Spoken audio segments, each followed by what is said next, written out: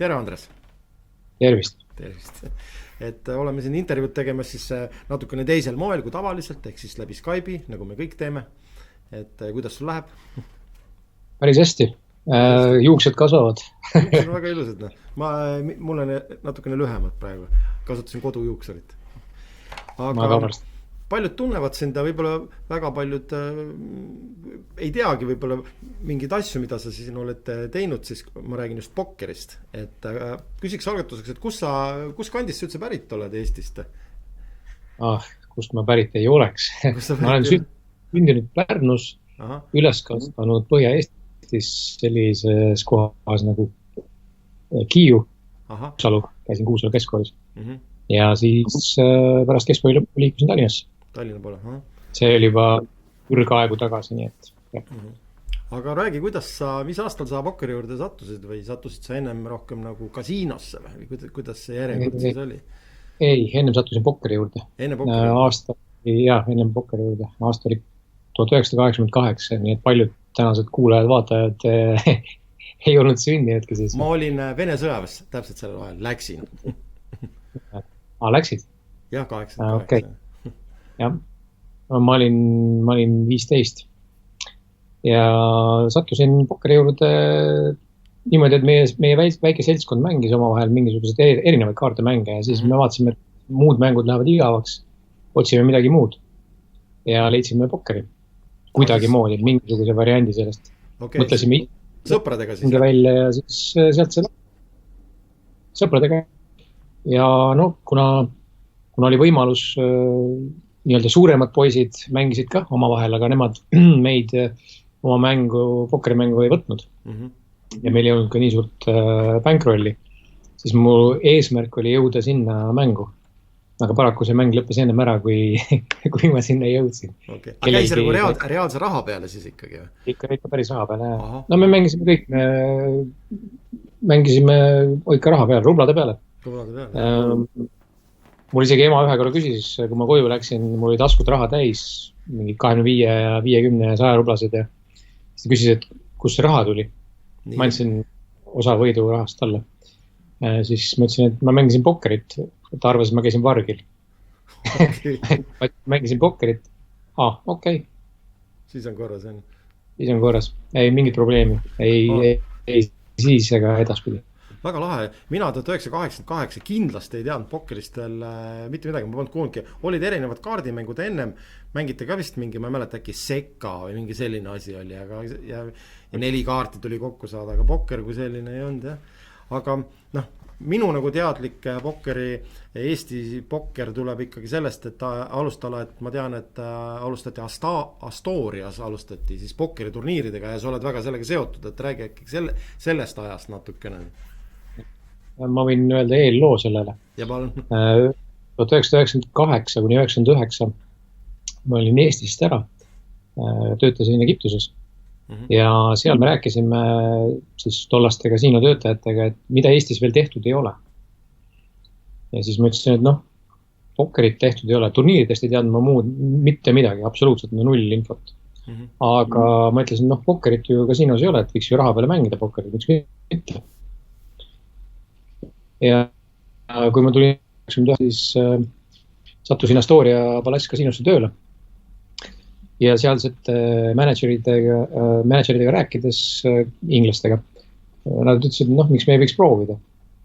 Ja firma tollane direktor N-Rap, tema toetas ideed ka ning meil polnud siis muud, kui käisime korra Soomes vaatamas, korra Peterburis vaatamas ja vist ka Moskvas, kui ma ei eksi.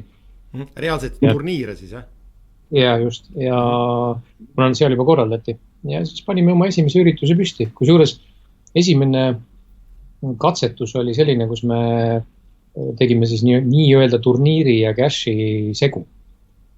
Seal osales mingisugune, ma arvan, kuskil 20 ja 30 mängija vahel.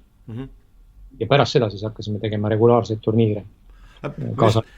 Minu jaoks kohe nagu mõttes seda, et kust nagu tollel ajal võeti see nagu varustus, ütleme, et kõik need nagu chipid või kas olid all-in'i nupud või mingid sellised asjad, et kus see varustus siis tuli või see soetati? All-in'i nuppe ei olnud olemas tol ajal. Varustusega oli lihtne. Noh, mul jääb väga hästi, mul on väga hea pildimälu, ma jätan asjad meelde. Ja kõik see varustus, mida ma seal Soomes või Peterburis nägin, jätsin meelde, tellisin selle järgi.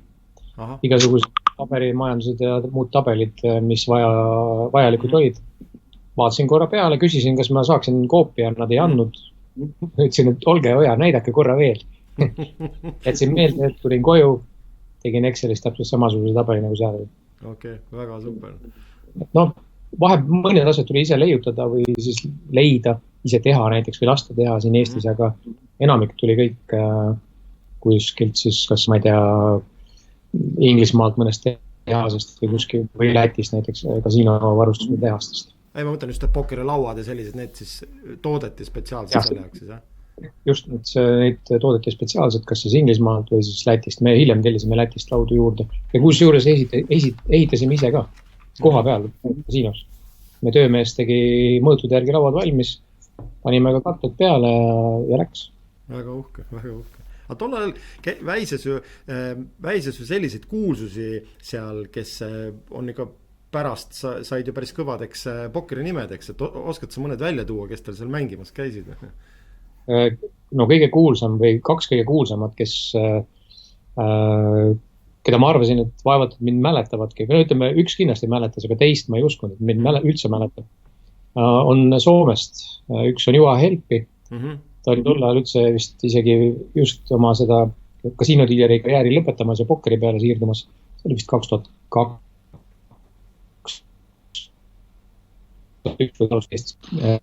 Regulaarselt suurematel turniiridel. Ja teine, kes võib olla mega suure üllatusena praegu, on Patrick Antonius. Aha, mõlemad on väisanud nüüd Eestit ka järjekordselt. Mängimas seal Asturias ja mingisugune, ma ei tea, 15 aastat hiljem ta leidis mu Facebookist ülesse ja tema lisas mind oma sõbraks. Ma mõtlesin, et ma ei hakka seda ise tegema, sest mis ma ikka palju paar-kolm korda turniiridel. Aga need on tuntuimad nimed, lisaks kõikidele muudele seal, kes tollal tipus olid, Marcel Lüsked ja kõik muud, kes siis võib-olla mõned aastad hiljem sinna jõudsid. Jah, siis tollal käis ka selline ajakiri Card Player Eesti, seal olid nad täpselt sees. Aga jõuame ikka selle sama väga kuulsa suure turniiri juurde, mis oli Eestis ja oli ta sinu korraldatud Saku Suurhallis Triobit Open ja kus isegi mina verinoore pokkerimängijana siis mängisin, mäletan hästi, et see maksis 44 eurot oli sisseost. Kui palju seal siis lauda oli ja kus siuke hullumeelne idee tuli üldse? No hullumeelne idee tuli turundusosakonnast ja tollaselt Triobeti direktorit Veiko Grönberg, kes hetkel peaks töötama Olipetis, kui ma ei eksi. Ma ei olnud ainus, kes seda turniiri juhatas, meil oli terve meeskond seal, kes kogu selle asja kokku pani, et kõik toimiks nii, nagu peab. Oli Taivo Egel, temaga koos töötasime, temaga koos siis kahekesi sisuliselt pidasime selle turniiri ära ja seal, kui sa küsisid laudade arvu, siis oli 110 lauda. Ehk siis 1100 kohta me müüsime välja. 110 lauda. 1100 kohta me müüsime välja. 100 inimest ei jõudnud kohale. Mis iganes põhjusel, aga 1000 inimest oli reaalselt koha peal.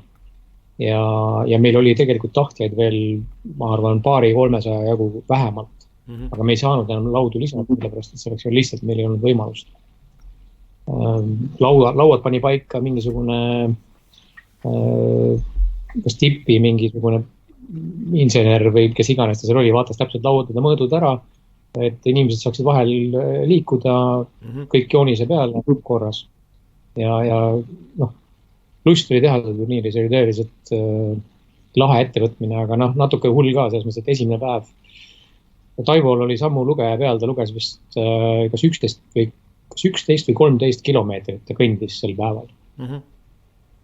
Ja me alustasime hommikul kell 8, lõpetasime 10 paiku õhtul või midagi sellist. Ja meil ei olnud kordagi ühtegi pausi meil kahel. Et me ainult kõndisime, tegime midagi. Ei, ma mäletan väga hästi seda, et see oli väga, väga uhke, et mäletan ka esimest jaotust, et me istusime ja ma mäletan, ma vist sain äss ja kuninga, aga sellest mängust nagu edasi midagi läinud, sest diiler oli ähmiga ka endale jaotanud kaardid ja see läks nagu nii stiiliks. et see diilerite koolitus vist oli omaette teema.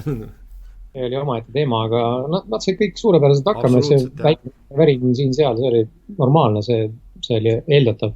Aga meil reaalselt oli selline seis, mida rahvas tegelikult ei tea. Et 5 minutit enne turniiri algust lõpuks saabusid turniirile Läti diilerid, kes meil olid olümpikuga koostöös tellitud sinna. Aha, vaat seda mina ei teadnud. Ja meil olid diilerid Lätist, Leedust, Eestist. Aha.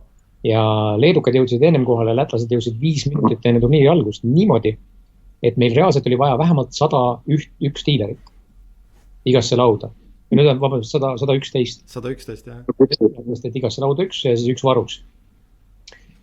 Tuli täpselt 110. Üks ei puudu. Ja niimoodi saime kõik need inimesed lauda ja siis mõtlesime, et okei, et huvitav, millal see esimene laud kinni läheb, aga see esimene laud läks kinni umbes 5 või 7 minutit pärast algust. Okay. Nii et kui meil oleks puudu jäänud inimestest, siis me Taiksega mõtlesime niimoodi, et okei, et lähme lihtsalt viisakalt laudade juurde, kas jagame ise, üks meist jagab seni, kui esimene laud kinni läheb, või me lihtsalt palume kedagi teist mängijatest, et need jagaksid. Okei, päris.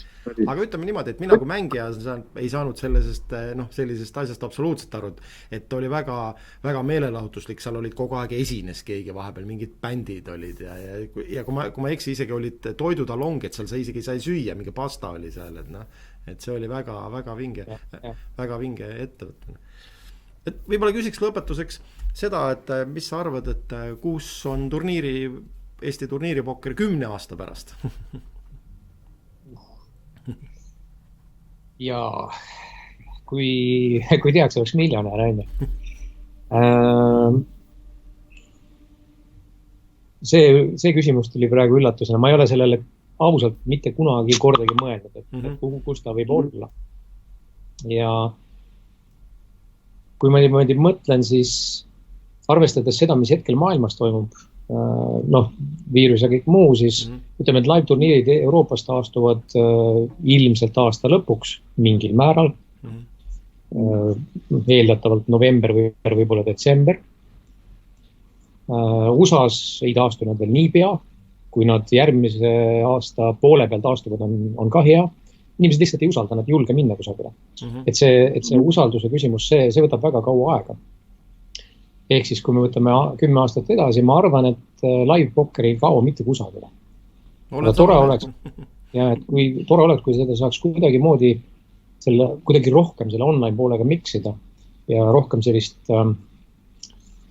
siis meelelahutuslikku aspekti sinna lisada, nii nagu sellel samal Triobet Openil oli see, need bändid ja muud asjad. Et võib-olla suuremad üritused jäävad, väiksemaid üritusi ei pruugita korraldada nii tihti. Me ei tea, kuhu liigub, eks ole, hasartmängumaks ja kõik muu. Aga ma loodan, et live-pokker jääb sellisel kujul, sest inimesed tahavad omavahel suhelda ja olla sotsiaalselt aktiivsed. Pokker on üks võimalus. Aga aitäh sulle, Andres, sellise laheda inteka eest ja võtan sinuga kindlasti 10 aasta pärast uuesti ühendust ja vaatame selle lindistuse siis üle, et kuidas on asjad läinud. Okei, ma arvan, et Eestis on selleks ajaks korraldatud jällegi Euroopa suurim turniir. No absoluutselt. Aitäh sulle, kena päeva ja loodan, et kohtume õige pea kuskil pokkeri lauas laivis. Aitäh teile.